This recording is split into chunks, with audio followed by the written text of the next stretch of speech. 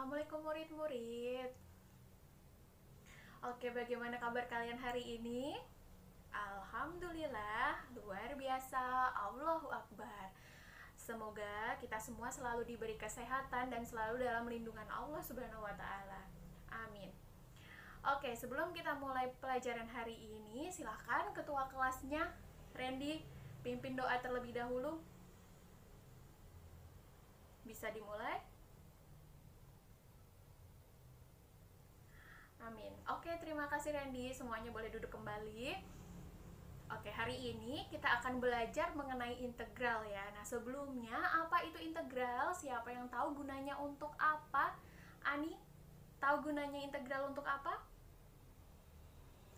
Iya, tepat sekali. Integral itu salah satu kegunaannya bisa menentukan luas atau volume atau kemiringan sebuah garis gitu ya. Nah, sebagai ilustrasi, kalian pernah kan melihat kolam renang? Nah, kolam renang itu pada umumnya dulu hanya berbentuk mungkin persegi atau persegi panjang yang memiliki ruang kedalaman sehingga bentuknya menyerupai balok atau kubus sehingga bisa dicari volumenya dengan mudah.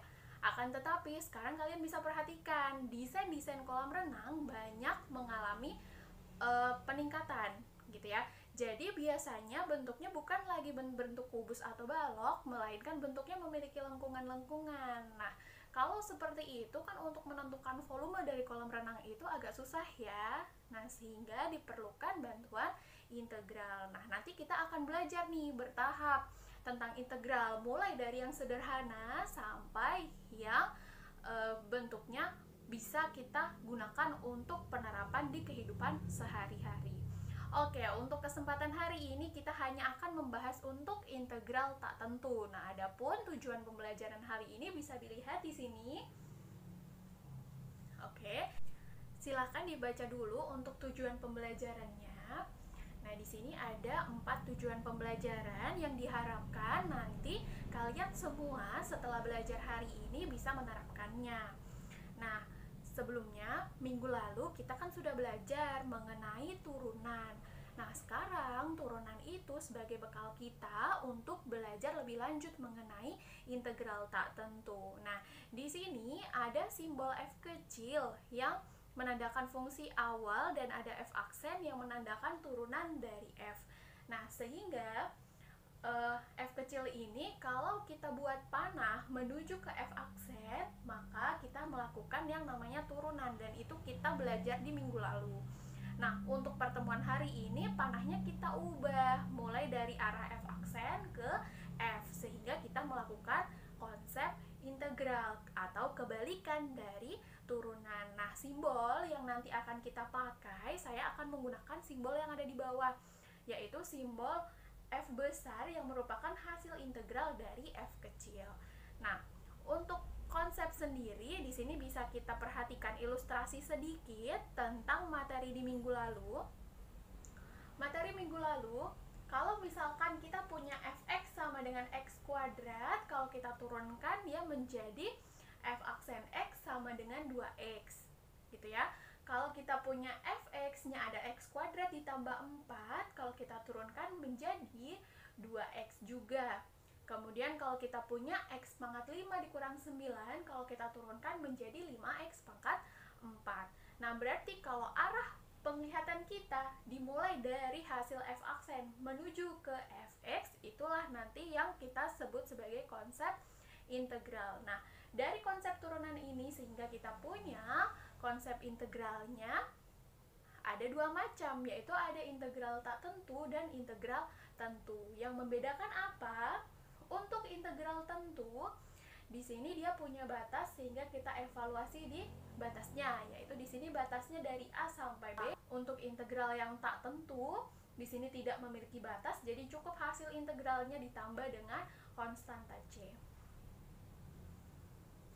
Nah, untuk berikutnya di sini rumus-rumus dasar dari integral tak tentu. Yang pertama ada integral dari konstanta terhadap x. Nah, berarti artinya k-nya kita integralkan terhadap x. Hasilnya tinggal k kali x ditambah c.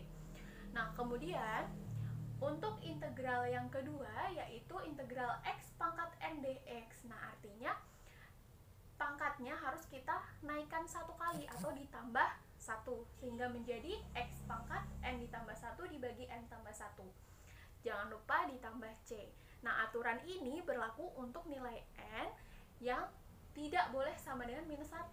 Kalau sama dengan minus 1 berarti kita punya integral 1 per X dx hasilnya adalah ln X ditambah C. Ln di sini adalah logaritma natural.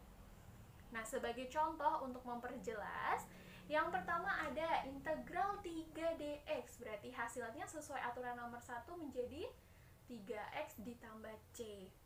Nah, berikutnya nomor 2 ada integral x pangkat 4 dx, berarti menjadi x pangkat 4 ditambah 1 dibagi 4 ditambah 1 dx, maaf maksud saya plus C, sama dengan x pangkat 5 per 5 plus C. Nah, untuk contoh yang berikutnya di sini ada integral x pangkat setengah dx. Nah, karena caranya sama bisa minta tolong Budi. Ayo hasilnya seperti apa?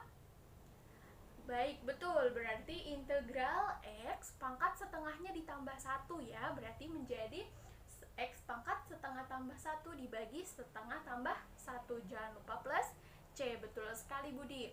Lalu berikutnya bagaimana? Oke Bu, berarti menjadi x pangkat 3 dibagi 3, maaf maksudnya x pangkat 3 per 2 dibagi 3 per 2 plus C. Nah, jadi bentuk paling sederhananya bisa menjadi 2 per 3 dikalikan x pangkat 3 per 2 plus C. Oke murid-murid, sampai sini ada yang mau ditanyakan terlebih dahulu? Oh iya Rani, apa yang mau ditanyakan? Iya, betul sekali. Kalau pangkatnya yang penting bukan minus 1, kita pakai konsep yang nomor 2, yaitu yang menggunakan pangkatnya bertambah 1, kemudian dibagi pangkat yang baru. Betul sekali. Oke, terima kasih Rani pertanyaannya. Yang lain ada lagi yang mau ditanyakan? Tidak ada? Oke, kalau tidak ada saya akan lanjutkan ke berikutnya, yaitu sifat-sifat dari integral tak tentu. Nah, sifat yang pertama dari integral tak tentu, kalau kita punya integral dari konstanta dikalikan dengan fungsi x diintegralkan terhadap x. Nah, ini sama saja seperti konstantanya tetap, kemudian dikalikan integral dari fx terhadap x. Kemudian ke sifat yang kedua dan ketiga, ini konsepnya sama apabila integral dari kedua fungsi baik ditambah maupun dikurangkan, maka hasilnya adalah penjumlahan atau pengurangan dari integral masing-masing fungsi tersebut. Untuk sifat yang keempat dan kelima di sini adalah untuk integral perkalian dan juga pembagian itu tidak bisa kita pisahkan integralnya sembarangan. Lalu bagaimana Bu? Berarti harus kita menggunakan metode, dan itu kita akan bahas di pertemuan berikutnya, yaitu tentang metode substitusi dan metode integral parsial. Nah, untuk sekarang berarti untuk bentuk pembagian dan perkalian pasti bisa dulu disederhanakan, lalu kita integralkan secara langsung.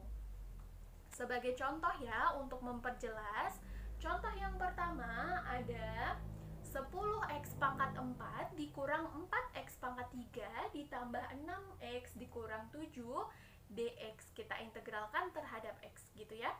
Berarti hasilnya kita punya 10x pangkat bertambah 1 jadi pangkat 4 tambah 1 dibagi 4 tambah 1 dikurang 4 dikalikan x pangkat 3 tambah 1 dibagi 3 tambah 1 ditambah 6 kali x pangkat 2 dibagi x, maksud saya jadi x pangkat 1 tambah 1 dibagi 1 tambah 1 dikurang 7x, jangan lupa plus C. Nah, sehingga hasilnya menjadi 10 x pangkat 5 per 5 dikurang 4 x pangkat 4 per 4 ditambah 6 x pangkat 2 per 2 dikurang 7x plus C. Nah, sekarang kita sederhanakan sehingga hasilnya menjadi 2x pangkat 5 dikurang x pangkat 4 ditambah 3x pangkat 2 dikurang 7x ditambah C. Oke, sampai sini Paham tidak? Oke, paham. Kita lanjutkan ke soal yang kedua. Integral dari 2x ditambah 1 pangkat 2 dx. Nah, di sini karena integralnya bilangan fungsi berpangkat sehingga harus kita jabarkan terlebih dahulu. Nah, penjabarannya kita kalikan 2x dengan 2x sehingga hasilnya menjadi 4x kuadrat.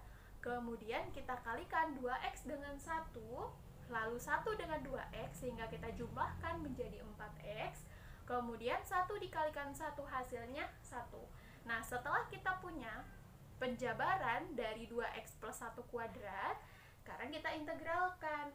Integral dari 4x pangkat 2 menjadi 4 dikalikan x pangkat 3 per 3 ditambah integral dari 4x menjadi 4x kuadrat dibagi 2 ditambah integral dari 1 menjadi x, jangan lupa plus c.